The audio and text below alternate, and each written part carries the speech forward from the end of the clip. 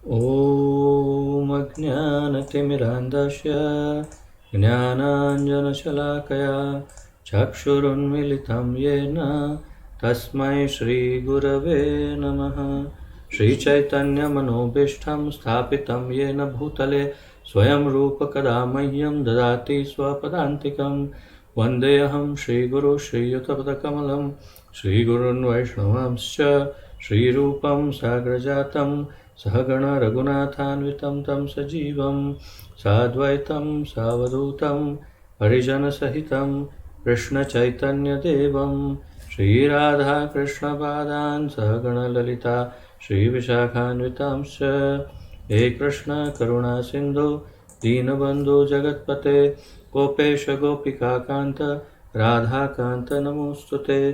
तप्तकाञ्चन गौराङ्गी राधे वृन्दावनेश्वरी वृषभानुसुते देवी प्रणमामि हरिप्रिये। वाञ्छाकल्पतरुभ्यश्च कृपासिन्धुभ्य एव च पतितानां पावनेभ्यो वैष्णवेभ्यो नमो नमः। अनन्तकोटिवैष्णववृन्द की जय।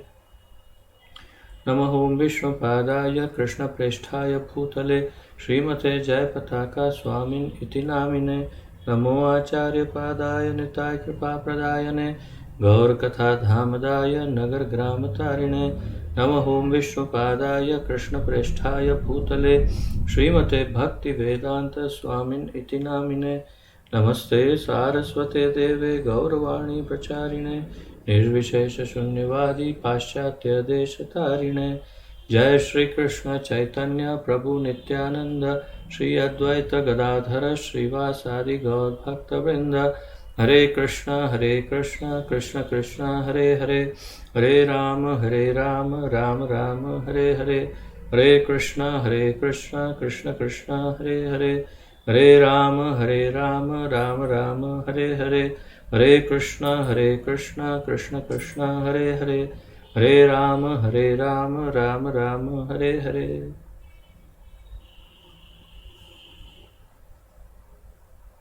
आप सबका बहुत बहुत स्वागत है आज के इस अत्यंत महत्वपूर्ण कार्यक्रम में, इसके अंतर्गत हम सम्मिलित रूप से अत्यंत महत्वपूर्ण ग्रंथ का अध्ययन कर रहे हैं, जिसका शीर्षक है भगवान श्री चैतन्य महाप्रभु का शिक्षामृत। और इस दिव्य ग्रंथ को हमारे इस्कॉन के संस्थापक आचार्य श्री श्रीमद् अभय चरणारविंद भक्ति वेदांत स्वामी श्रील प्रभुपाद जी ने लिखा है। और जैसा कि आप जानते हैं, चैतन्य चरितामृत से इसे संकलित किया है। और जैसे कि आपको स्मरण है, हम श्रील रूप गोस्वामी की शिक्षाएं, श्रील सनातन गोस्वामी को जो शिक्षाएं दी उसकी चर्चा, श्रील प्रकाशानंद सरस्वती के साथ उनका जो सत्संग हुआ और चर्चा हुई उसका अध्ययन, एवं अंत में हम श्रील सार्वभौम भट्टाचार्य के साथ जो मुलाकात हुई महाप्रभु की और फिर जो चर्चाएं हुई, जो शास्त्रार्थ हुआ, वो सब अध्ययन हम कर चुके हैं। तो 26 अध्याय हम चर्चित कर चुके हैं और अब हम आज 27वां अध्याय आरंभ करने जा रहे हैं। इस 27वें अध्याय का शीर्षक है भगवान श्री चैतन्य महाप्रभु तथा श्री रामानंद राय। श्री चैतन्य महाप्रभु तथा श्री रामानंद राय। तो आइए आरंभ करते हैं।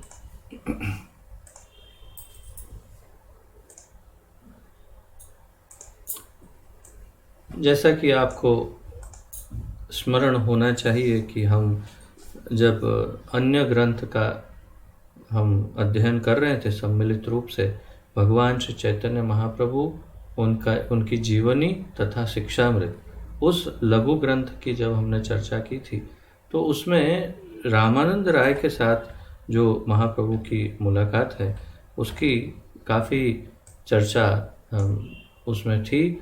किस तरह रामानंद राय से मिलते हैं महाप्रभु और किस तरह उन दोनों में बहुत ही अद्भुत दिव्य प्रेमानंद का आदान प्रदान होता है। ये सब चर्चा हमने देखी थी पूर्व में उस ग्रंथ के अध्ययन में।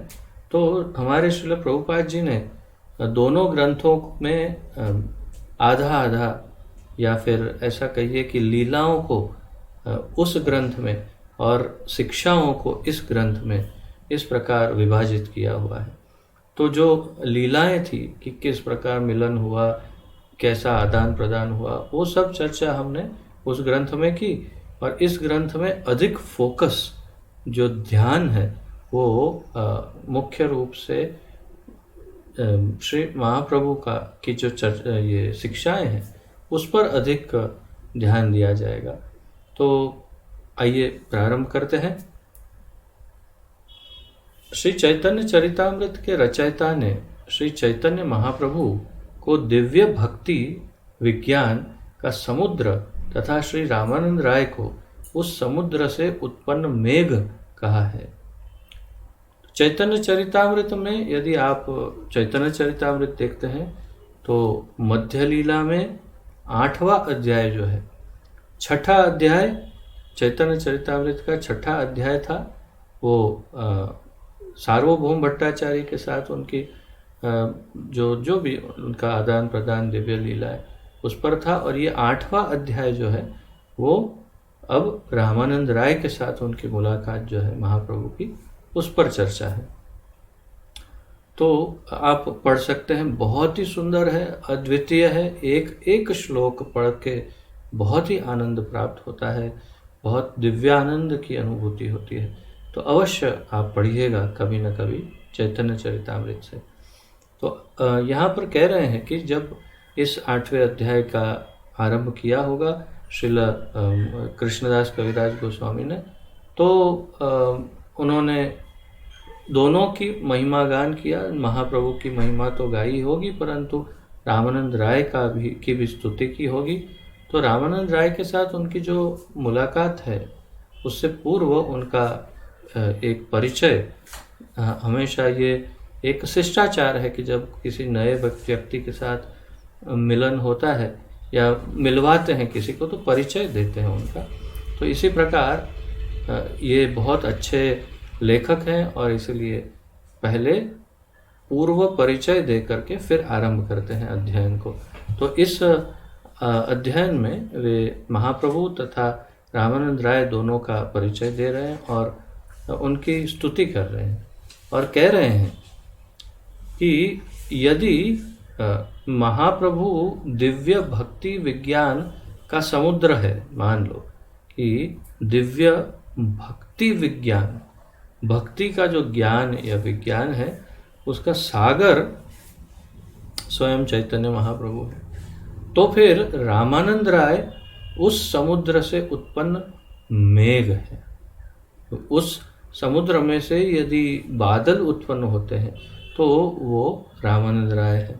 तो रामानंद राय वो इस समुद्र के अंदर से जो जल का क्या कहते हैं, सूर्य के प्रकाश में जो जल भाप बनकर आकाश में गया और वो घनीभूत होते होते होते एक बादल बना और वो भी मेघ का बादल बन गया, एक अत्यंत घनीभूत होकर, और जिसमें से अब बारिश होने वाली है ऐसा बादल बन गया। तो और फिर वो बरस गया और वो पानी बरस के फिर समुद्र में ही मिल गया। तो इस प्रकार ये प्रक्रिया, यहाँ पर इसी प्रक्रिया को समझा रहे हैं कृष्णदास कविराज और कहते हैं श्री रामानंद राय भक्ति के महान विद्वान थे।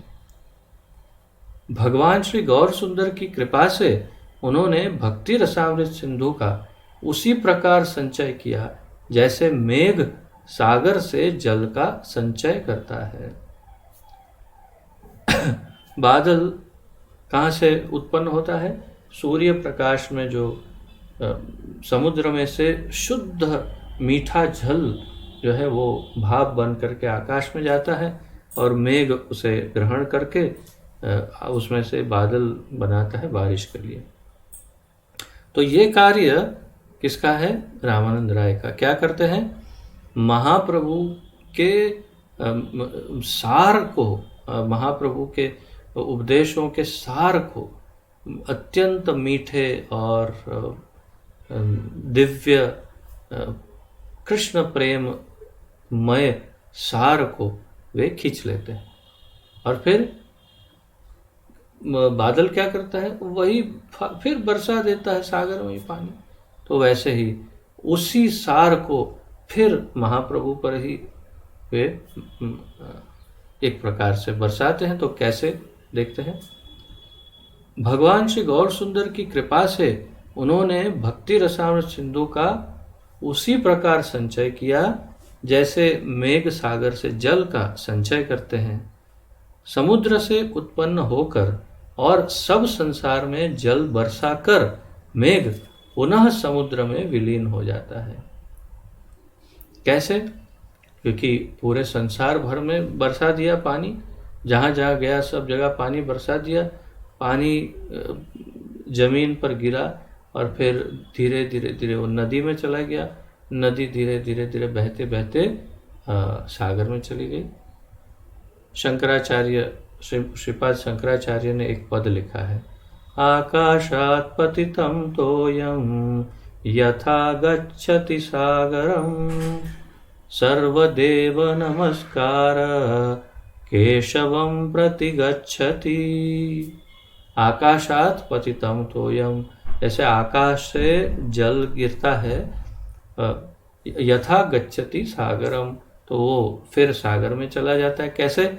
जहाँ जहाँ बारिश होती है वो जल इकट्ठा होता है, फिर बहते बहते बहते नदी में चला जाता है, नदी बहते बहते फिर सागर में चली जाती है, और सागर से फिर भाप बन करके बादल में पानी जाता है, वही बादल फिर अन्य जगह पर बारिश बरसाता है, वही पानी फिर, तो ये साइकिल चलती रहती है। वैसे ही शंकराचार्य कहते हैं, आकाशात् पतितं तोयं यथा गच्छति सागरम सर्वदेव नमस्कार केशवम प्रति गच्छति।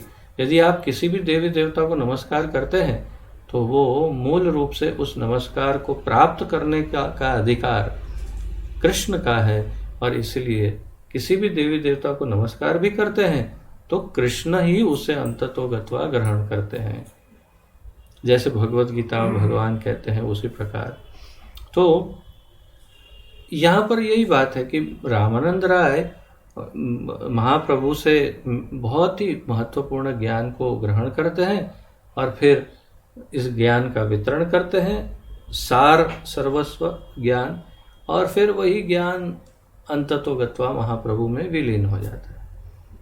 उसी प्रकार तो यहाँ जैसे यही उदाहरण दिया कि वो मेघ समुद्र में विलीन हो जाता है, उसी प्रकार श्री गौर सुंदर महाप्रभु की कृपा से श्री रामानंद राय ने भक्ति के उच्च सिद्धांत प्राप्त किए और फिर कार्य से निवृत्त होकर पूरी धाम में पुनः श्री गौर सुंदर महाप्रभु के दर्शन करते रहने का संकल्प किया। रामानंद राय गवर्नर थे, बहुत राज्यपाल जिसे कहते हैं, बहुत बड़ी पोस्ट पे गवर्नमेंट में थे, जैसे सनातन रूप गोस्वामी जैसे थे, उसी प्रकार ये भी बहुत ही महत्वपूर्ण पोजीशन पर थे रामानंद राय। और उन्होंने भी रिटायरमेंट ले लिया जैसे रूप गोस्वामी, सनातन गोस्वामी ने, और फिर अंततो गत्वा जगन्नाथपुरी में ही जाकर निवास किया। परंतु यहाँ पर आज अभी हम जो चर्चा कर रहे हैं वो उनके रिटायरमेंट के पूर्व जो उनकी मुलाकात हो रही है, प्रथम मुलाकात, उसमें जो आदान प्रदान हुआ उसकी चर्चा कर रहे हैं। दक्षिण भारत की यात्रा में श्री गौर सुंदर महाप्रभु पहले जीयड़ नृसिंह क्षेत्र नामक महान मंदिर में गए। जीयड़ नृसिंह क्षेत्र नामक महान मंदिर में गए।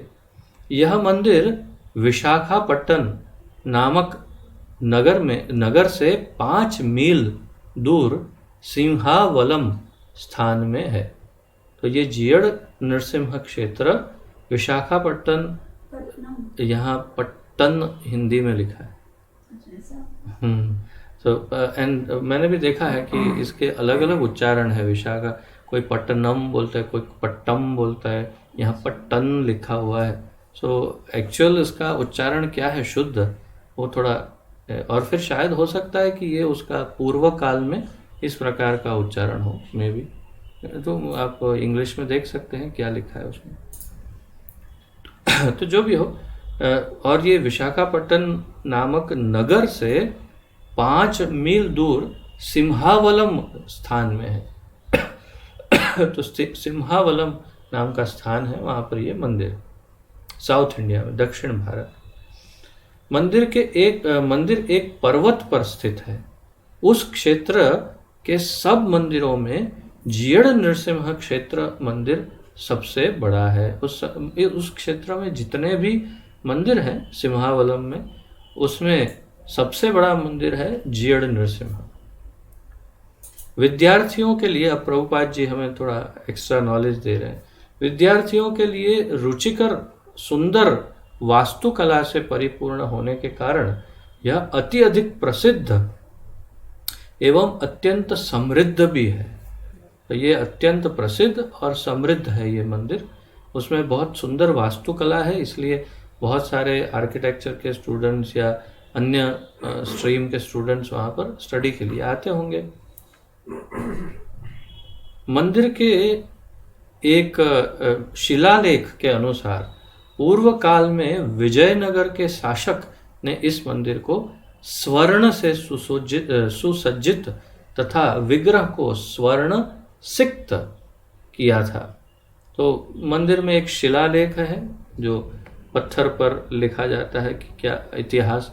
उस लेख के अनुसार पूर्व काल में विजयनगर के शासक, जो राजा होंगे विजयनगर के, उन्होंने ये मंदिर को स्वर्ण से, पूरा सोने से उसको सुसज्जित किया था, और विग्रह को, अर्थात जो भगवान का श्री विग्रह है, मूर्ति, श्री मूर्ति, उसे स्वर्ण सिक्त किया था।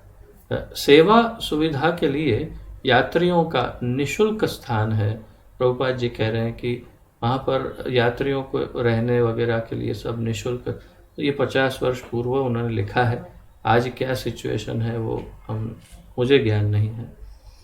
मंदिर की व्यवस्था रामानुजी पुजारी करते हैं। रामानुजी पुजारी क्या है?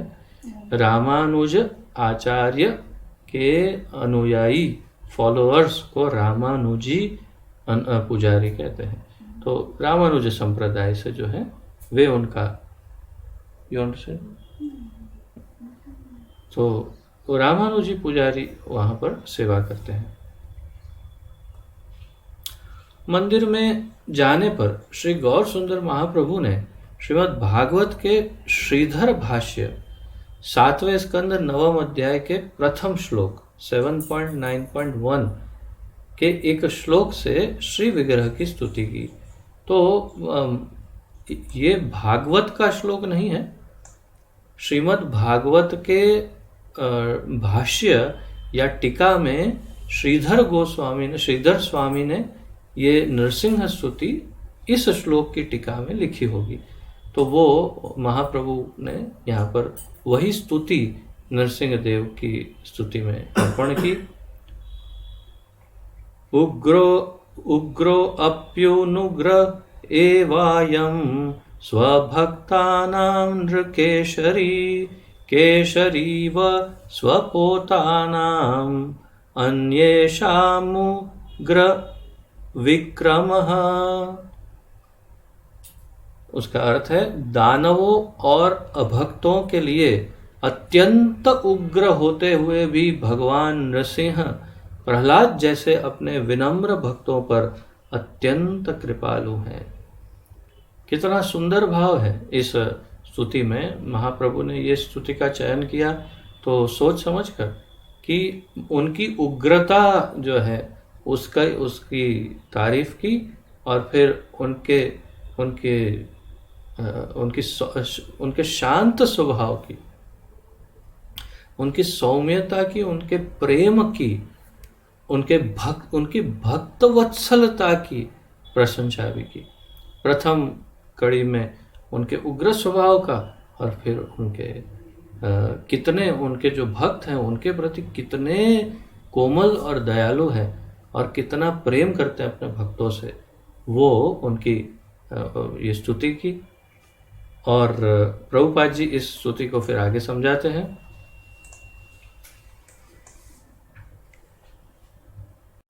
आसुरी पिता हिरण्यकशिपु के अत्याचार से भक्त बालक प्रहलाद के पीड़ित होने पर भगवान श्री कृष्ण के आधे मनुष्य आधे सिंह के अवतार रूप में श्री नृसिंह देव प्रकट हुए थे। अन्य पशुओं के प्रति अत्यंत भयानक होने पर भी सिंह अपने शावकों पर अति अधिक दयालु और क्षमाशील रहता है। वैसे ही श्री नृसिंहदेव हिरण्यकशिपु को भयानक और भक्त प्रहलाद को कृपालु लगे। तो उदाहरण कितना सुंदर है। एक सिंह का उदाहरण दिया कि एक सिंह जो होता है, शेर सिंह, वो अन्य पशुओं के लिए इतना भयानक होता है, इतना उग्र होता है कि कई बार तो पशु सिंह की दहाड़ सुन करके उनके गर्भपात हो जाते हैं, ऐसा कहते हैं। और उनकी आधा उनकी शक्ति जो है, आदि शक्ति क्षीण हो जाती केवल एक शेर की दहाड़ सुन के। और फिर अगर सामने शेर आ जाए तो वो निश्चित हो जाता है कि उसका प्राणांत होने वाला है। इतना भयानक शेर या सिंह जब अपने बच्चों के साथ खेलता है तो उन्हीं बच्चों को बड़े प्रेम से उनकी गर्दन से, अपने मुंह से ऐसे पकड़ के एक जगह से दूसरी जगह ले जाता है। उनको बिल्कुल भी दांत नहीं चुभते। इतना भयानक, इतने बड़े बड़े दांतों वाला शेर कितनी कोमलता से अपने बच्चों को गर्दन से पकड़ता है और लेकर जाता है एक जगह से दूसरी जगह, और बच्चों को इतनी भी खरोच नहीं आती। और बच्चे उसके सर पे चढ़ जाते हैं, उसको पंजा मारते हैं, उसके साथ छेड़खानी करते हैं, और सिंह बिल्कुल भी क्रोधित नहीं होता और बड़े प्रेम से बच्चों को चाटता है, प्रेम से जिह्वा से चाटता है। और आप यदि भागवत में पढ़ेंगे तो श्रीमद् भागवत में यही वर्णन है कि हिरण्यकशिपु को मारने के बाद जब प्रहलाद ने स्तुति की तो प्रहलाद को उठाकर अपनी गोद में बैठा दिया नरसिंह भगवान ने, और फिर बड़े प्रेम से जिह्वा से चाटने लगे और अपना कर कमल उसके सर पर रख दिया। तो ये एक सिंह की दो साइड्स हमें दिख रही है कि वो अपने भक्तों, अपने बच्चों के प्रति कितना कोमल है और शत्रुओं के प्रति कितने उग्र हैं। तो यहाँ पर प्रभुपाद जी यही उदाहरण देकर समझा रहे हैं कि अन्य पशु के प्रति अत्यंत भयानक होने पर भी सिंह अपने शावकों पर अत्यंत दयालु और क्षमाशील होता है। वैसे ही श्री नरसिंह देव हिरण्यकशिपु को भयानक और भक्त प्रहलाद को कृपालु लगे।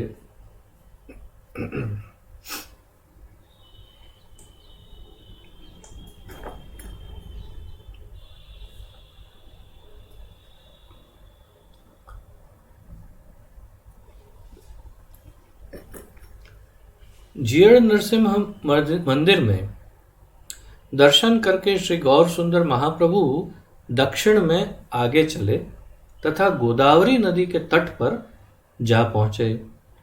तो एक पूरा दक्षिण भारत भ्रमण कर रहे थे। जीर्ण नरसिंह दर्शन करके गोदावरी तट पर पहुंच गए। अच्छा, अंग्रेजी में लिखा है विद्यानगर पहुंच गए। विद्यानगर नामक स्थान दक्षिण में, जहाँ पर गोदावरी बहती है नदी, वहाँ पर पहुंच गए। यहाँ पर हिंदी में विद्यानगर भूल गए।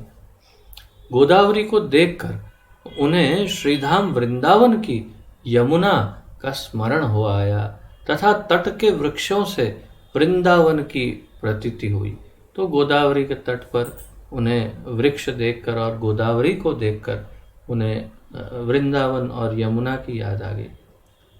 इस प्रकार वे वहाँ प्रेमाविष्ट हो गए, प्रेम आविष्ट हो गए। वहाँ पर गोदावरी में स्नान कर श्री महाप्रभु तट पर बैठकर कीर्तन करने लगे। हरे कृष्णा कृष्णा कृष्णा हरे हरे, हरे राम राम राम हरे हरे। इस प्रकार विराजित होकर कीर्तन करते हुए उन्होंने देखा उस प्रांत के शासक श्री रामानंद राय अपने परिकर सहित, जिसमें अनेक ब्राह्मण भी थे, गोदावरी तट पर पहुंच गए। तो वहां बैठे बैठे उन्होंने देखा कि उस प्रांत के शासक, गवर्नर वास्तव में, या जो राज्यपाल हम कहते हैं, तो एक प्रकार शासक ही है, तो वे वहाँ पर पहुँच गए और वे है रामानंद राय। महाप्रभु तो स्वयं भगवान हैं, वो तो हर जीव के हृदय में बैठे हैं, तो फिर पहचानेंगे क्यों नहीं। परंतु बहुत ही उनकी इच्छा थी जाकर मिले, लेकिन मिलने सामने से जाते नहीं। क्यों नहीं जाते, तो अभी हम पढ़ते हैं। तो रामानंद राय कैसे आए? बहुत सारे सेवक थे और उनके सेवकों में और संगी गणों में बहुत सारे ब्राह्मण भी थे। तो पूर्व में श्री सार्वभौम भट्टाचार्य ने श्रीमन महाप्रभु से कबूर की यात्रा में रामानंद राय नामक महाभागवत से भेंट करने को कहा था। तो जब सार्वभौम भट्टाचार्य से मुलाकात हुई थी और जब साउथ के लिए निकल रहे थे महाप्रभु, तो उनको ये सुझाव दिया था सार्वभौम भट्टाचार्य ने कि आप साउथ इंडिया जा रहे हैं तो रामानंद राय को अवश्य मिलिएगा। बहुत ही उत्तम कोटि के वैष्णव और विद्वान हैं, आपको उनसे भेंट करके बहुत अच्छा लगेगा। तो ये उनको स्मरण था महाप्रभु को, और उनको महाभागवत कहा था रामानंद राय को। तो इसलिए महाप्रभु समझ गए कि ये कितनी उच्च कोटि के भक्त होंगे।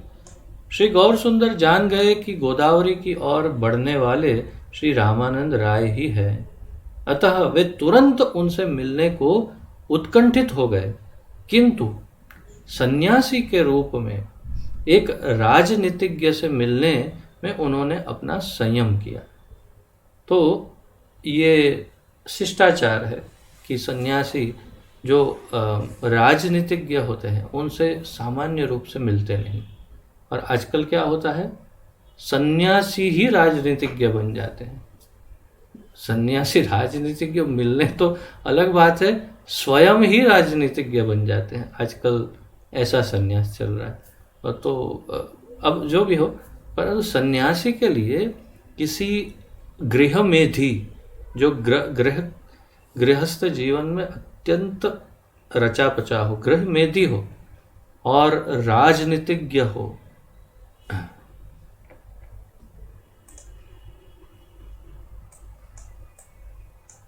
तथा कृपया बीच में कोई मैसेजेस न करें, तथा जो अत्यंत धनाढ़ हो, धनवान हो, अत्यंत धनवान व्यक्ति या अत्यंत ये गृहमेधी टाइप का, ऐसे लोगों से मुलाकात नहीं करने का सुझाव होता है एक सन्यासी को। क्योंकि हो सकता है कि कुछ दूषित हो सकते हैं, तो दूषण ना हो, इसीलिए कोई भी विचारों में, आचरण में कोई नियम भंग ना हो जाए, इसलिए ऐसे लोग से मिलते ही नहीं। क्योंकि प्रायः ये राजनीतिज्ञ और सब बहुत ही धन, वैभव और बहुत सारा क्या कहते हैं, शासन प्रशासन इत्यादि बहुत अवांछनीय वस्तुओं में भी लिप्त रहते हैं। रहना पड़ता है, उनका रोल ऐसा है, और सन्यासी को इन सब से दूर रहना चाहिए। इसलिए शास्त्र की आज्ञा है कि सन्यासी को राजनीतिज्ञों से दूर रहना चाहिए। इसीलिए वो प्रताप रुद्र राजा से भी नहीं मिल रहे थे महाप्रभु। तो और जैसे मैंने बताया, अब तो राजनीतिज्ञ स्वयं ही सन्यासी स्वयं ही राजनीतिज्ञ बन के बैठ जाते। तो अब का दौर पूरा अलग है। और वैसे कलयुग में संन्यास लेने के ऊपर भी प्रतिबंध है। शास्त्रों के अनुसार पद्म पुराण में ये लिखा है, अश्वमेधम गवालंभम संन्यासम पल पैतृकम देवरेण सुतोत्पत्तिम कलौ पंच विवर्जयेत। अर्थात ये 5 वस्तु का ये 5 चीज़ें वर्जित है कलयुग में। और इसका अर्थ है ये पांचों पहले सत्य, द्वापर और त्रेता में ये 5 हो सकती थी। कलयुग में ये 5 वस्तु नहीं हो सकती। कौन सी? अश्वमेधम, अश्वमेध यज्ञ नहीं कर सकते। गवालंबम, तो गाय की बलि देना, गाय का यज्ञ में गाय की बलि देना, ये या गाय का मांस खाना, या ये कुछ गाय को वध करना, अश्व का भी वध करना। तो अश्वमेधम, गवालंबम, संन्यासम, कलयुग में संन्यास लेना वर्जित है। पल पैतृकम, पितृओं को आमिष भोजन अर्पण करना। पूर्व काल में शास्त्रों के अनुसार जब श्राद्ध होता है तो श्राद्ध में पितृओं को मांस का भोग लगाया जाता था, और कलयुग में पितरों को मांस का भोग लगाना वर्जित है। और पांचवा है देवरेण सुतोत्पत्ति। पूर्व में ऐसा नियम था कि यदि पुत्र नहीं हो रहा तो जो छोटा भाई होता है उनसे पुत्र की उत्पत्ति करवाई जा सकती थी पूर्व काल में, परंतु कलयुग में ये भी वर्जित है। कलौ पंच विवर्जयेत, ये 5 वस्तु कलयुग में ये ब्रह्म वैवर्त पुराण का है। क्षमा करें, मैंने पद्म पुराण कहा, ये ब्रह्म वैवर्त पुराण का श्लोक है। तो इसके अनुसार आप कहेंगे कि फिर हमारे गुरु महाराज और प्रभुपाद जी और इतने सारे सन्यासी हैं, ये सन्यासी कैसे बन गए जब कलयुग में सन्यास नहीं लेना चाहिए? ये कैसे हो गया? आप पूछेंगे, जरूर पूछना चाहिए। और इसका उत्तर महाप्रभु से ही शुरुआत होती है कि तो फिर महाप्रभु ने सन्यास कैसे लिया? तो महाप्रभु स्वयं ही समझाते हैं कि जो प्रचार के लिए, भगवान के प्रचार के लिए अत्यंत आवश्यक जब लगे, तब बहुत ही क्या कहते हैं, अत्यंत आवश्यकता उत्पन्न हुई दशा में सन्यास लिया या दिया जा सकता है। और हमारे संप्रदाय में जितने सन्यास हो रहे हैं या होते हैं या हुए हैं, वो सब अत्यंत आवश्यक परिस्थितियों में ही हुए। क्षमा करें।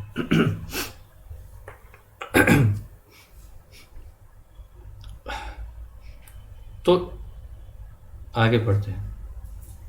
तो सन्यासी को, राजनीतिज्ञों को नहीं मिलना चाहिए, इसलिए महाप्रभु उनके पास नहीं गए। लेकिन महाभागवत रामानंद राय भी संन्यास वेशधारी भगवान श्री गौर सुंदर महाप्रभु के श्री विग्रह लक्षणों से आकृष्ट हो गए। वे स्वयं श्री महाप्रभु से मिलने आए। रामानंद राय भी महाभागवत हैं, अत्यंत उन्नत भगवान के भक्त हैं, और यहाँ पर कहीं उल्लेख नहीं किया, परंतु जैसे गौर गणोदेश दीपिका आदि जो अनेक दूसरे शास्त्र, यहाँ तक कि ये जितने भी चैतन्य चरितामृत, चैतन्य मंगल, चैतन्य भागवत, ये सब में कहीं ना कहीं उल्लेख है कि कौन सा पात्र गौर लीला में क्या है और वही पात्र कृष्ण लीला में क्या है। तो कृष्ण लीला में जो विशाखा सखी है, विशाखा सखी जो राधा रानी की साइड खड़ी रहती है भगवान के मंदिर में, वो विशाखा सखी स्वयं ही रामानंद राय है। तो रामानंद राय विशाखा सखी स्वयं है, इसलिए कोई सामान्य जीव है ही नहीं, एक प्रकार से राधा रानी ही समझो। उतना उन्नत ये, अर्थात ये सामान्य जीव तो है ही नहीं। तो फिर वो तुरंत महाप्रभु को पहचाने और वे स्वयं ही महाप्रभु के दर्शन के लिए पहुंचे। श्री महाप्रभु ने निकट आने पर श्री रामानंद राय श्री महाप्रभु ने निकट आने पर श्री रामानंद राय से को यहाँ कुछ प्रिंटिंग मिस्टेक है, कोई बात नहीं। तो महाप्रभु के निकट आने पर श्री रामानंद राय ने उन्हें दंडवत प्रणाम किया। जब महाप्रभु के पास पहुंच गए तो रामानंद राय ने महाप्रभु को दंडवत प्रणाम किया। श्री गौर सुंदर महाप्रभु ने हरे कृष्णा कृष्ण कृष्ण हरे हरे, हरे राम राम राम हरे हरे कहकर उनका उच्चारण करके उनका स्वागत किया। ये कहते हुए उनका स्वागत किया। जब रामानंद राय ने अपना परिचय दिया तो श्री गौर सुंदर महाप्रभु ने उन्हें गले से लगा लिया और वे दोनों प्रेमाविष्ट हो गए।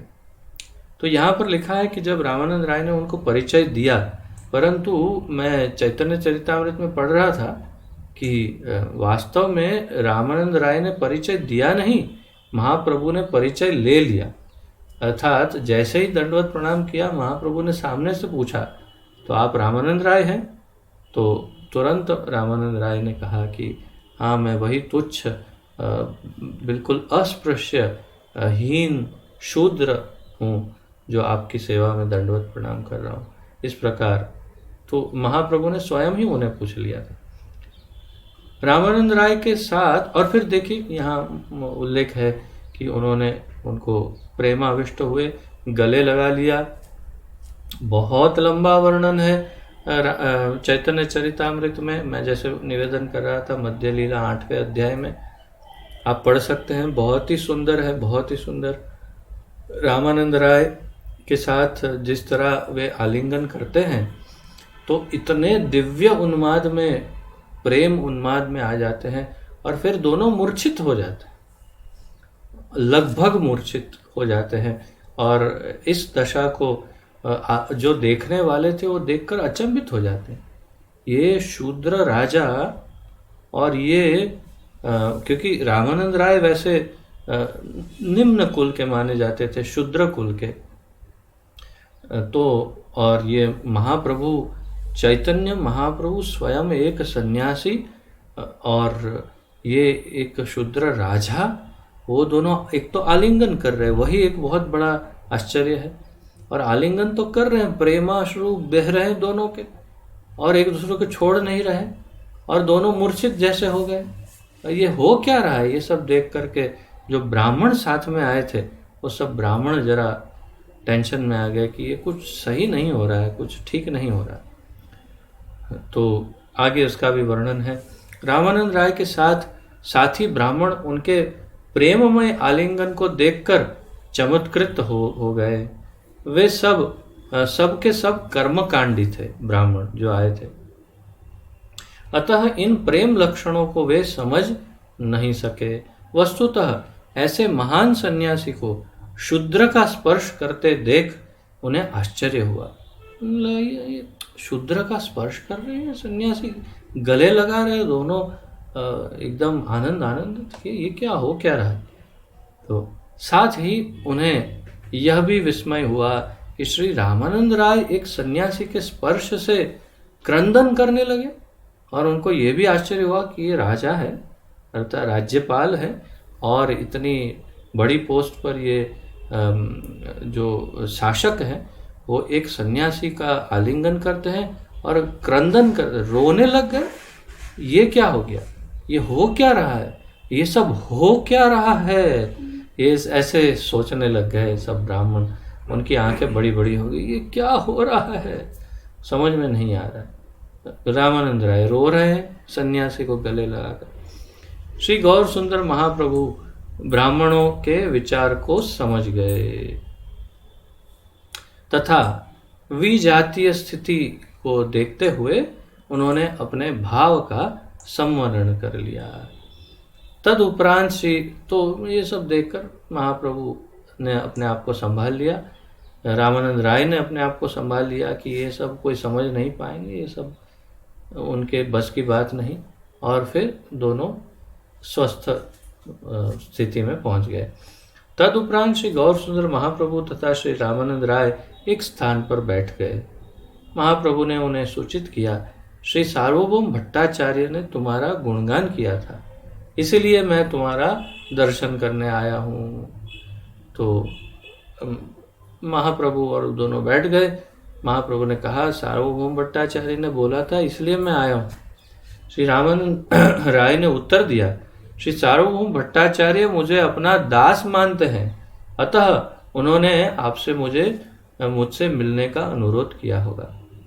कि एक दास के प्रति करुणामय जो होता है भक्त, वो अपने दास के प्रति भी करुणा करता है। तो मुझे दास जानकर जाके मेरे दास को मिलिएगा, ऐसा कहा होगा। ऐसी विनम्रता प्रदर्शित कर रहे हैं रामानंद राय।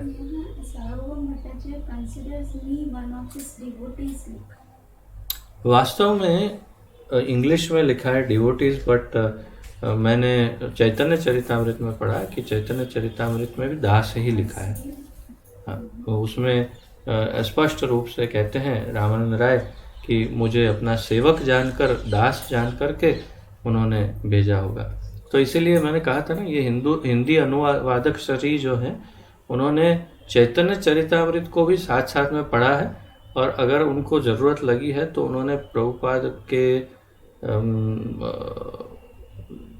की व्याख्या के इधर उधर आगे पीछे भी जो भी चैतन्य चरितामृत में वो भी थोड़ा थोड़ा लिख दिया है। श्री रामानंद राय ने अपने जैसे धनवान का निसंकोच स्पर्श करने के लिए महाप्रभु के प्रति कृतज्ञता अनुभव की। राजा, राज्यपाल अथवा राजनेता निरंतर राजनीति अथवा धन के विषय में ही विचार मग्न रहते हैं। अतः सन्यासी ऐसे लोगों से बचा करते हैं। तो सन्यासी ऐसे लोगों से नहीं मिलते, जो मैंने पूर्व में आपको समझाया, धनवान राज्य के लोगों को। ऐसा होने पर भी श्री श्री गौर सुंदर महाप्रभु ने श्री रामानंद राय को महाभागवत जानकर उनका निसंकोच स्पर्श एवं आलिंगन किया, क्योंकि महाप्रभु ने जाना कि ये साधारण जीव नहीं। और देखिए कितना अंतर है। मैं आपको उदाहरण देता हूँ, प्रकाशानंद सरस्वती से उनका मिलन और सार्वभौम भट्टाचार्य से मिलन, और साथ में रूप गोस्वामी, सनातन गोस्वामी से मिलन, और रामानंद राय से मिलन। तो आप देखिए इन सब में कितना अंतर प्रदर्शित किया महाप्रभु ने। रूप गोस्वामी, सनातन गोस्वामी को मिले, उनको तुरंत आलिंगन करके उनको प्रेम दिया और शिक्षा दी। रामानंद राय को मिले तो दोनों तुरंत ही पहली मुलाकात में आलिंगन किए, बहुत रोए, बेहोश जैसे हो गए, और फिर तुरंत ही, अभी देखिएगा, तुरंत ही दिव्य आध्यात्मिक चर्चा करना आरंभ कर दिए। और उल्टा हो गया, रामानंद राय पूछने से पहले ही महाप्रभु रामानंद राय को प्रश्न पूछने लग गए। इतनी उनकी दशा वो उन्नत समझकर उनसे ही प्रश्न करने लगते। और प्रकाशानंद सरस्वती और सार्वभौम भट्टाचार्य की मुलाकात में कितनी लंबी लंबी मुलाकातें, कितनी चर्चाएं होने के बाद, कितना शास्त्रार्थ होने के बाद, अंत में जब इन लोगों ने शरण ग्रहण की प्रभु की, तब उन्होंने अपना आशीर्वाद दिया या सार्वभौम भट्टाचार्य को आलिंगन किया इत्यादि। तो दोनों में कितना अंतर है। हमारे भक्ति विनोद ठाकुर, श्रील भक्ति विनोद ठाकुर, नाम हट का जो उन्होंने वर्णन किया है, उसमें ओरिजिनल नाम हट की जो व्याख्या है, उसमें वे हरि नाम को, हरि नाम की व्याख्या करते हैं। नाम हट्टा या नाम हट अर्थात नाम की दुकान, जहाँ पर नाम, हरि नाम बिकता है, तो उसके लिए खरीदारों में, और ये सब उन्होंने काफ़ी कुछ वर्णन किया है। उसमें जो खरीदार है उसके अंदर उन्होंने प्रकाशानंद सरस्वती और सार्वभौम भट्टाचार्य का नाम दिया। अर्थात कि वे पहले उनके पास नाम नहीं था, फिर नाम को प्राप्त किया उन्होंने, अर्थात उन पर कृपा हुई और उन्हें हरि नाम प्राप्त हुआ। जबकि रूप सनातन और रामानंद राय पहले ही से भक्त थे, पहले ही से वैष्णव थे, पहले ही से कृष्ण प्रेमी थे, और इसलिए नाम तो उनको पहले से उनके पास हरि नाम था ही, और इसलिए महाप्रभु ने तुरंत ही उनका आलिंगन किया और उनको स्वीकार कर लिया। तो ये एक विशेष फर्क जो मैं देख रहा था वो आपसे चर्चा करना चाहता था। श्री महाप्रभु के व्यवहार से विस्मित होकर श्री रामानंद राय ने श्रीमद् भागवत से एक श्लोक दसम स्कंद 8वें अध्याय का चौथा श्लोक 10.8.4 सुनाया। श्लोक में अनुवाद हम पढ़ते हैं। महापुरुष और ऋषि गृहस्थों के घर उन पर कृपा करने के लिए ही पधारते हैं। तो महापुरुष और ऋषि या जो सन्यासी होते हैं वो कभी गृहस्थों के घर पे जाते नहीं, और अगर जाते हैं तो उनके ऊपर कृपा ही करने के लिए जाते हैं।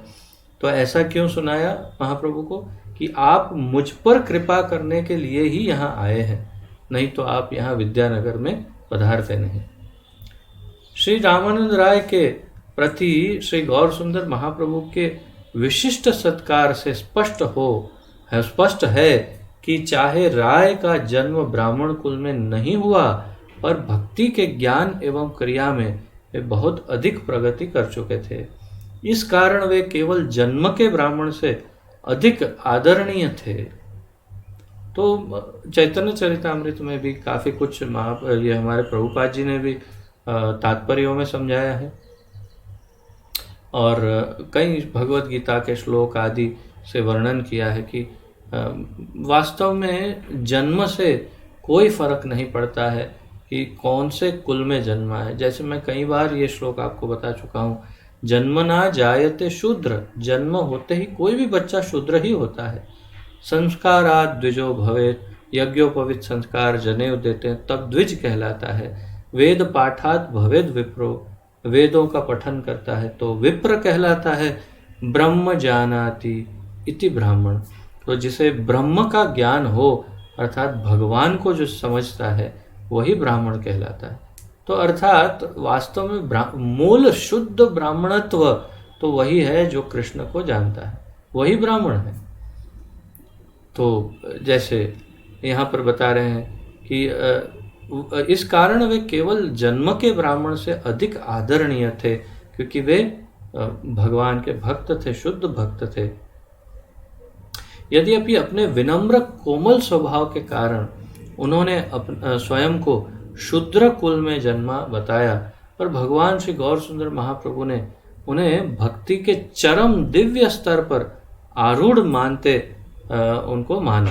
तो महाप्रभु ने देखा कि इनकी अवस्था तो भक्ति के टॉप मोस्ट लेवल पर है, और उसी प्रकार उनका स्वीकार किया। भक्त अपनी महानता का कभी बखान नहीं करते, पर भगवान अपने भक्तों की कीर्ति को प्रचारित करने को सदा उत्कंठित रहते हैं। बड़ा महत्वपूर्ण वाक्य है ये।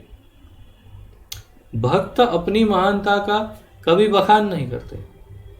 हम लोग क्या करते हैं, थोड़ा भी चांस मिलेगा, थोड़ा सा चांस मिलना चाहिए, हाँ प्रभु जी हम तो ऐसा है ना प्रभु जी कि हम बहुत बड़ा कार्य कर रहे हैं, हमारा तो देखो कितना ये प्रचार हो रहा है, ये हो रहा है, और अंदर से ऐसा गर्व होता है। अरे तुझे नहीं मालूम इसलिए बता रहा हूँ, सुन ध्यान से, इधर उधर कहाँ देखता है, सुन ध्यान से, मैं कितना महान हूँ सुन। और फिर हम सोचते हैं अभी ये सुनकर ही तुरंत प्रभु जी बोल के चरणों में गिरना चाहिए, ये तभी लगेगा कि हाँ संतोष हुआ, इधर ठंडक मिली, हमारा ऐसा भाव रहता है। तो यहाँ कहा है कि भक्त अपनी महानता का बखान कभी नहीं करते, पर भगवान अपने भक्तों की कीर्ति को प्रचारित करने को सदा उत्कंठित रहते हैं। भक्त को कुछ नहीं करना चाहिए, न करना पड़ता है। भगवान छोड़ेंगे नहीं, ये भी निश्चित है। भगवान निश्चित रूप से नहीं छोड़ेंगे, उसे उसका बखान करके ही रहेंगे। जैसे मैं आपको हमारे ही आचार्यों में उदाहरण दूँ तो हमारे आचार्यों में लोकनाथ गोस्वामी अत्यंत महत्वपूर्ण गोस्वामी हैं। वास्तव में यहाँ ब्रज में निवास करने के बाद इस बात का एहसास होता है कि श्रील लोकनाथ गोस्वामी और उनके चाचा श्रील भूगर्भ गोस्वामी, ये दोनों सबसे पहले यहाँ पर आए थे, 6 गोस्वामियों से पहले, और लगभग 60% ब्रज को इन दोनों ने ही खोजा है। फिर श्री रूप सनातन आदि सब जो रघुनाथ भट्ट, रघुनाथ दास और जीव गोस्वामी, सब गोपाल भट्ट गोस्वामी, ये सब बाद में आए और फिर इनके अंडर में उन्होंने ये सब किया। लेकिन जब कृष्णदास कविराज गोस्वामी चैतन्य चरितामृत लिख रहे थे तो लोकनाथ गोस्वामी ने उन्हें कहा था कि मेरे बारे में कुछ लिखना नहीं, अंदर कुछ भी लिखना नहीं मेरे बारे में। बस ये उनकी विनम्रता का कोई पार नहीं पा सकता लोकनाथ गोस्वामी। उन्होंने ये नरोत्तम दास ठाकुर, वो उनसे दीक्षा लेना चाहते थे। उन्होंने कहा मैं किसी को दीक्षा दे ही नहीं सकता, मैं बहुत मतलब मेरा वो लेवल ही नहीं। तो नरोत्तम दास ठाकुर ने क्या कुछ नहीं किया, तब जाकर लोकनाथ गोस्वामी ने केवल एक शिष्य बनाया और वो भी है श्रील नरोत्तम दास ठाकुर, जिनके भजन हम गाते हैं। तो तात्पर्य ये है कि विनम्रता ये तो एक वैष्णव का आभूषण है और वो अपना नाम जितना हो सकता है पीछे करता है। अन्य भी जैसे रघुनाथ भट्ट गोस्वामी, रघुनाथ दास गोस्वामी, इन सब ने जितने गोस्वामी हैं कहीं ना कहीं उन्होंने ये लोगों को निर्देश दिए कि भाई हमारा नाम नहीं डालना या फिर मेरे बारे में उल्लेख मत करना। वो जब भी कोई उनकी चर्चा होती है तो वो पीछे हटना चाहते हैं, अपना नाम विड्रॉ करना चाहते हैं, क्योंकि वे चाहते हैं भगवान के शुद्ध भक्तों की अर्थात अन्य भक्तों की और भगवान की कीर्ति हो, मेरी कीर्ति ना हो। ये भक्त की इच्छा होनी चाहिए, होती है, और भगवान की इच्छा इससे अलग होती है। तुम चाहे लाख कोशिश करो, मैं तुम्हारा झंडा गाड़ के रहूँगा, तुम देखना, मैं तुम्हारा नाम सब जगह रोशन कर दूँ। ये भगवान की इच्छा होती है। अब ये चलती रहती है कंपटीशन, कभी कभी भगवान हार भी जाते हैं। भक्त इतना अड़ियल होता है कि नहीं मेरा नाम नहीं होना चाहिए, नहीं होता है, फिर क्या करें। इस प्रकार गोदावरी तट पर उस दिन प्रातःकाल पहले भेंट करके श्री रामानंद राय श्री गौर सुंदर महाप्रभु की इस सहमति के साथ वापस चले गए कि वे संध्या को महाप्रभु से मिलेंगे। तो अब दोनों को अपने अपने कार्य थे। रामानंद राय चले गए, प्रॉमिस किया शाम को आता हूँ और फिर महफिल जमाएंगे। तब तैयार हो गए कि हाँ ठीक है, जाओ जल्दी।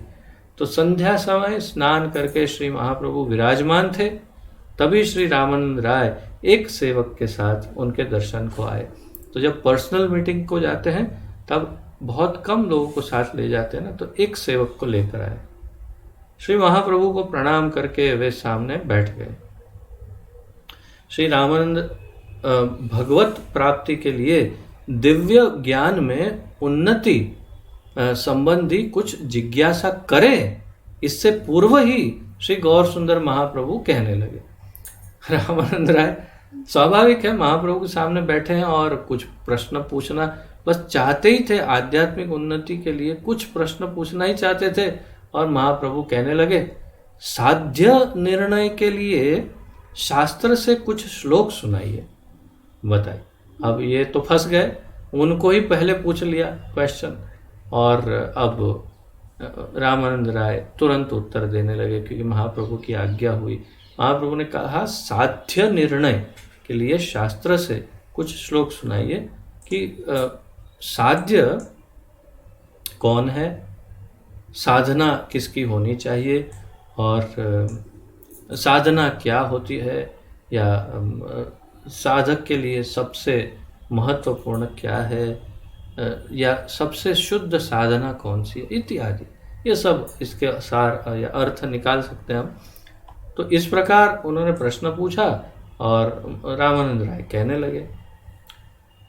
श्री रामानंद राय ने अविलंब उत्तर दिया, स्वधर्म का आचरण करने से।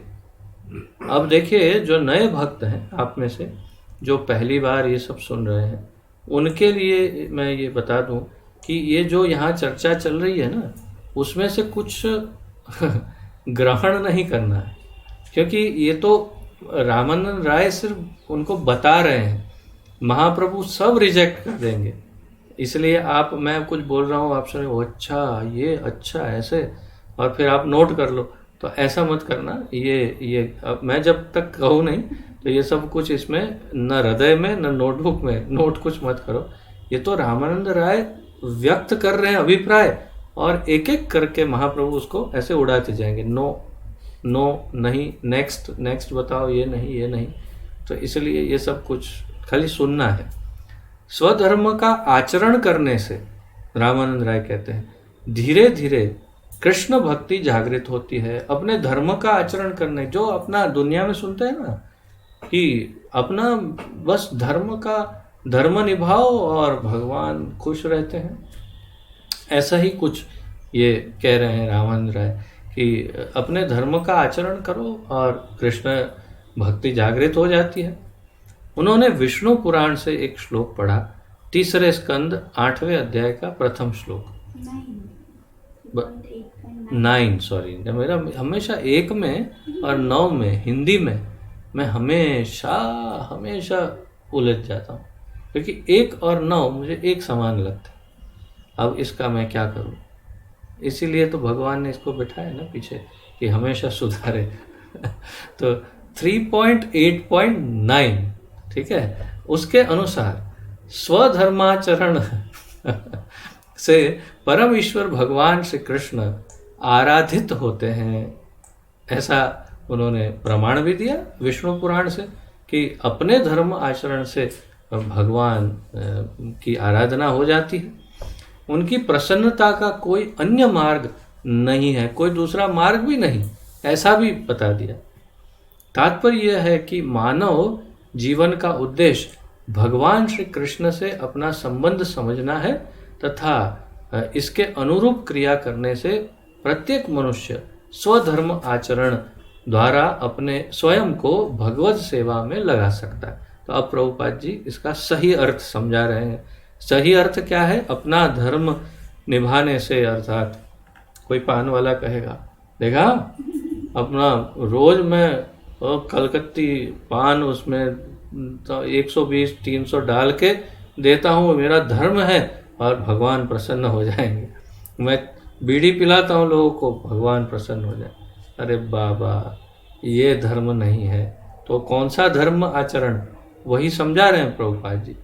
तात्पर्य यह है कि मानव जीवन का उद्देश्य भगवान श्री कृष्ण से अपना संबंध समझना है तथा इसके अनुरूप क्रिया करने से प्रत्येक मनुष्य स्वधर्म आचरण द्वारा अपने को, स्वयं को भगवत सेवा में लगा सकता है। तो स्वधर्म आचरण का अर्थ है संबंध, अभिधेय और प्रयोजन। तो अपना कृष्ण से संबंध समझना और फिर उसकी सेवा में लग जाना, वही स्वधर्म आचरण है और उससे भगवान प्रसन्न होते हैं, पान बनाने से नहीं। इसी उद्देश्य से मानव समाज ब्राह्मण, क्षत्रिय, वैश्य और शूद्र इन चार वर्णों में विभक्त है। इसी उद्देश्य से ये वर्णाश्रम का जो सिस्टम है, वर्णाश्रम सिस्टम, वो इसीलिए है कि ताकि सब अपने अपने धर्म को निभा सके। कैसे? जो भी दैनिक क्रिया जो कर रहे हैं, लेकिन मूल रूप से भगवान की सेवा हो, वही मुख्य धर्म आचरण है। सब वर्णों के लिए नियम कर्तव्य का विधान है। भगवत गीता में आप 18वें अध्याय के 41वें श्लोक से लेकर 44वें श्लोक तक ये पढ़ सकते हैं।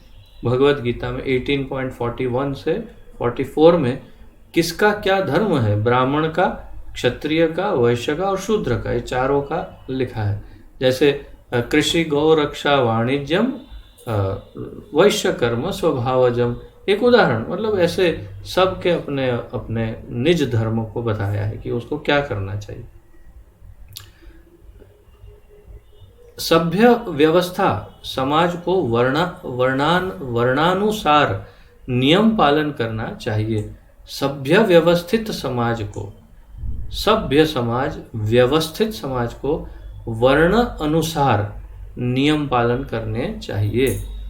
साथ ही भगवत प्राप्ति के लिए ब्रह्मचर्य, गृहस्थ, वानप्रस्थ एवं संन्यास, इन चारों आश्रमों का पालन भी अनिवार्य है। प्रभुपाद जी समझाते हैं ये चारों अनिवार्य है, अन्यथा सिस्टम इम्बैलेंस हो जाती है। तो इसीलिए हमारे इस्कॉन में कई लोग 50 वर्ष की आयु में पहुंचते ही वानप्रस्थ ले लेते हैं और गृहस्थी को त्याग कर देते हैं। अगर गृहस्थी में भक्ति डेवलप नहीं हो रही तो कर सकते हैं, लेकिन अगर पत्नी बहुत अच्छी भक्त है और दोनों मिलकर के अपनी इंद्रियों को संयमित कर सकते हैं, कोई परेशानी नहीं, गृहस्थ ब्रह्मचारी रह सकते हैं और भगवान की सेवा कर सकते हैं, प्रचार कर सकते हैं, तब फिर दोनों को अलग होने की आवश्यकता नहीं, दोनों साथ में ही घर में ही वानप्रस्थी हो सकते हैं। परंतु 50वें वर्ष के बाद वानप्रस्थ अत्यंत आवश्यक है। ये सिस्टम हमारे ही हित के लिए है और जो हमारे इस्कॉन में प्रायः भक्त इसका प्रयास करते हैं और सफल रहते हैं। और अगर संभव हो तो 75 वर्ष की आयु तक में संन्यास भी ले सकते हैं। उससे पूर्व अगर ये जीबीसी के अनुसार योग्य हो तो संन्यास जीबीसी भी उन्हें दे सकता है। इस्कॉन की बात कर रहा हूँ।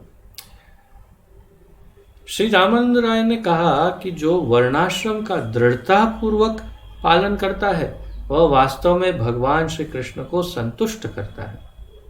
ऐसा रामानंद राय ने कहा। उसका पालन न करने वाला निसंदेह अपने वर्तमान मनुष्य शरीर को व्यर्थ खोकर नरकगामी होता है। तो अगर वो ये वर्णाश्रम का पालन नहीं करता तो उसका जीवन व्यर्थ हो जाता है, नरकगामी भी हो सकता है। अपने लिए निर्धारित विधि नियमों के पालन मात्र से सरलता पूर्वक जीवन के उद्देश्य की प्राप्ति हो सकती है। ये सब रामानंद राय कह रहे हैं, महाप्रभु ने अभी तक हाँ नहीं कहा। प्रत्येक व्यक्ति का स्वभाव जन्म, संग एवं विद्या अनुसार नियम पालन के द्वारा बना करता है। समाज का इस प्रकार विभाजन किया जाता है कि विभिन्न स्वभाव वाले व्यक्तियों को संयमित किया जा सके, जिससे समाज में शांतिपूर्ण व्यवस्था के साथ ही साथ परमार्थिक विकास भी हो। तो ये बिल्कुल सही है बात। वर्णाश्रम का जो हेतु है वो पूरी सामाजिक व्यवस्था को एकदम, अंग्रेजी में कहते हैं स्टेबलाइज, एकदम स्थिर और सुचारू रूप से चले, ऐसा बनाने के लिए ही वर्णाश्रम है। और वो बहुत ही कारगर है, बहुत ही परफेक्ट है। प्रभुपाद जी ने कई बार कहा कि हमारे भारत में यदि हमारे ये जो क्या कहते हैं पॉलिटिशियंस, अगर राजनीतिज्ञ अगर ये वर्णाश्रम सिस्टम को स्थापित करें तो पूरा देश एकदम स्थिर और सुखी हो जाएगा। परंतु सुनेगा कौन अब कलयुग में।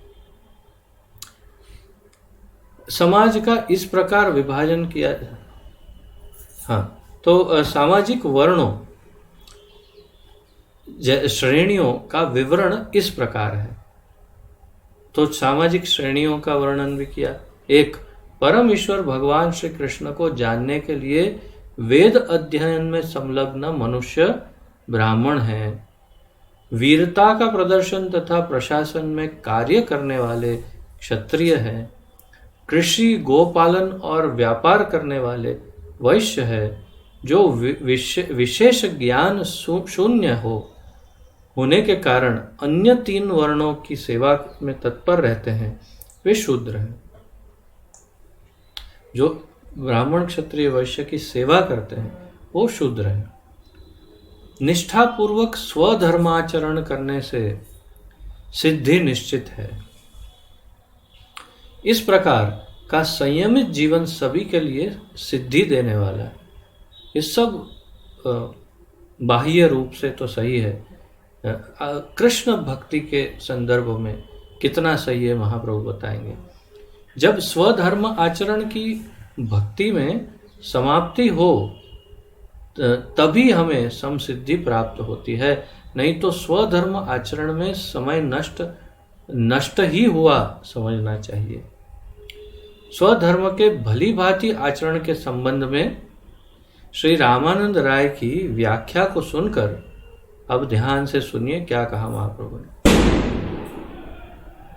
भगवान श्री गौर सुंदर महाप्रभु ने कहा कि ऐसा धर्माचरण बाह्य है।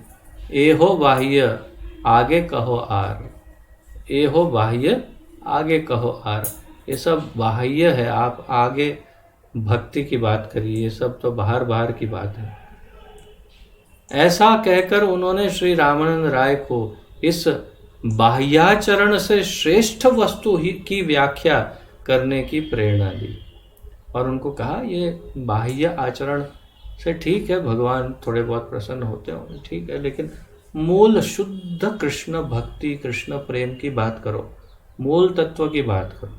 जैसे कोई बहुत बड़ा धनिक व्यक्ति, अत्यंत धनवान व्यक्ति किसी जौहरी के वहाँ जाता है और कहता है कि हाँ वो कुछ स्पेशल दिखाइए। तो वो जौहरी जो है वो ये चांदी पे बने हुए कुछ जवाहरात जिस पे थोड़ा सोने का पानी चढ़ा हो, ऐसे 2-4 जवाहरात दिखाए और फिर कहते देखिए ये ऐसा है, इसका ये ऐसा ऐसा। तो वो कहेगा असली माल दिखाओ, ये सब साइड पे करो, असली माल दिखाओ। तब फिर वो अंदर से हीरे और स्वर्ण की बनी हुई वस्तु ऐसे दिखाए, फिर कहाँ ये ठीक है। तो इसलिए महाप्रभु ने भी कहा ये हो बाह्य आगे कहो आर, ये सब बाहर बाहर की बातें हैं, मूल शुद्ध कृष्ण भक्ति की बात करो, ये सब जाने दो। ऐसा कहकर उन्होंने रामानंद राय को बाह्याचरण से श्रेष्ठ वस्तु की व्याख्या करने की प्रेरणा दी। यदि धर्म के कर्मकांड के परिणाम से भक्ति न प्राप्त हो तो वह सब व्यर्थ ही है। भगवान विष्णु वैदिक शिक्षा के कर्मकांडीय पालन से प्रसन्न नहीं होते।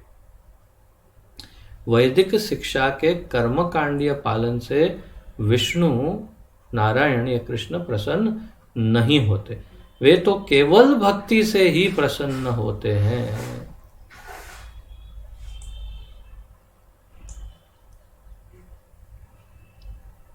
श्री रामानंद राय द्वारा पढ़े श्लोक के अनुसार कर्मकांड से भक्ति तक पहुंचा जा सकता है। सभी श्रेणियों के उद्धार के लिए अवतार ग्रहण करने वाले भगवान श्री कृष्ण ने भगवत गीता 18 अध्याय 45 से लेकर और 46 ये दोनों श्लोक में कहा है कि स्वधर्म का आचरण करके आदि कारण परम ईश्वर उन भगवान श्री कृष्ण की आराधना करने से मनुष्य चरम समसिद्धि पा सकते हैं। स्वे स्वे कर्मण्यभिरतः समसिद्धिं लभते नरः, स्वकर्म निरतः सिद्धिं यथा निन्दति तच्छृणु। यतः प्रवृत्तिर्भूतानां येन सर्वमिदं ततं, स्वकर्मणा तमभ्यर्च्य सिद्धिं विन्दति मानवः। स्वकर्मणा तमभ्यर्च्य सिद्धिं विन्दति मानवः। जिस विधि से अपने अपने कर्म में लगे हुए मनुष्य समसिद्धि को प्राप्त होते हैं, उसको तुम मुझसे सुनो, भगवान अर्जुन को कहते हैं। सबके कारण सर्वव्यापक भगवान श्री कृष्ण का अपने कर्म द्वारा आराधना करने से परम सिद्धि प्राप्त होती है। इस समसिद्धि की पद्धति को बोधायन, टंकन, द्रमिड़, गृहदेव, कर्पदी, भारुचि आदि महाभागवतों ने पालन किया है। इन सब महापुरुषों ने समसिद्धि के इस मार्ग का अनुसरण किया। वैदिक निर्देश भी इसी दिशा में संकेत करते हैं। श्री रामानंद राय ने इन तथ्यों को श्री महाप्रभु के समक्ष प्रस्तुत करना चाहते थे, परंतु स्पष्ट रूप से स्वकर्म आचरण पर्याप्त नहीं था।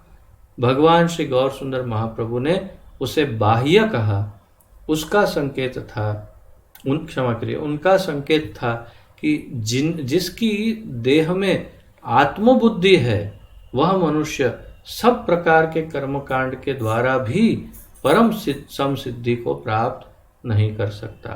तो हमने जितना सुना वास्तव में एक प्रकार से महत्वपूर्ण निश्चित रूप से है, परंतु शुद्ध भक्ति प्राप्ति के लिए भगवान कृष्ण की प्रसन्नता के लिए आवश्यक नहीं है। और यही महाप्रभु ने यहाँ उनको कह दिया, ए हो बाह्य आगे कहो आर। ये सब बाहर बाहर की बातें हैं। ठीक है, धर्माचरण, स्वधर्म चुस्तता से पालन करना, ये ठीक है, परंतु शुद्ध भक्ति के लिए इससे आगे की बात करो। इस प्रकार इनकी चर्चा आगे जारी रहेगी। और ये अध्याय 27वां आज यहाँ समाप्त हुआ। 28वां अध्याय है भगवान श्री कृष्ण से संबंध। तो संबंध, अभिधेय, प्रयोजन, तो रामानंद राय एक के बाद एक लेवल बढ़ाते जाएंगे अपना धीरे धीरे, और फिर जब पर्याप्त लेवल पहुंच जाएंगे तब महाप्रभु कहेंगे हाँ ये ठीक है, अब तुम सही लेवल पर पहुंचे, अब तुम आगे भक्ति की बात करो। तो इस प्रकार हम वहाँ तक पहुँचेंगे धीरे धीरे। कल इसी का अध्ययन आगे बढ़ाएंगे। तो किसी का आज के विषय में उपलक्ष्य में कोई प्रश्न आदि हो तो प्रस्तुत कर सकते हैं, अन्यथा विराम लेते हैं। और आप अपने सुदर्शन भी हमें प्राप्त करवा सकते हैं। सुदर्शन, सुंदर दर्शन। किसी का कोई प्रश्न आदि?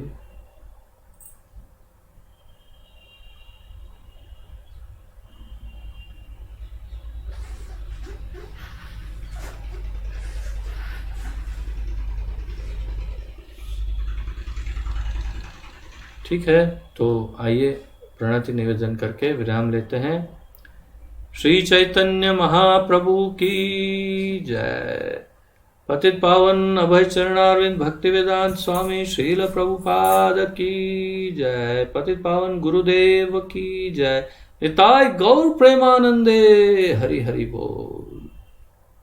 आप सबको कोटि कोटि दंडवत प्रणाम और आप सबका बहुत बहुत धन्यवाद। हरे कृष्ण।